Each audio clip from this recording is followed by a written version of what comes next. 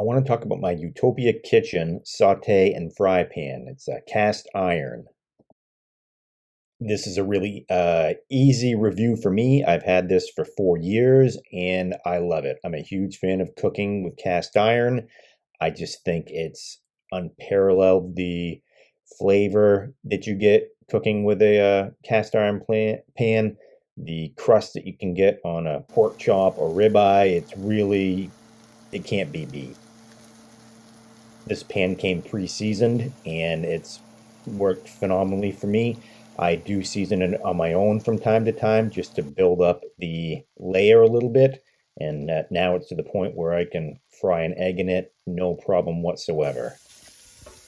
Cleanup is a breeze, just a little bit of hot water. I use a stainless steel scrubber, but you could just use your hand or anything to gently remove the bits without taking off the seasoning. You don't want to lose that.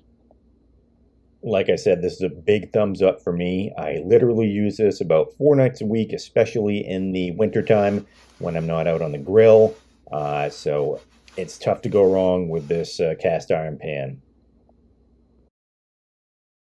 If you'd like to purchase this cast iron frying pan, please click on the link in the description below.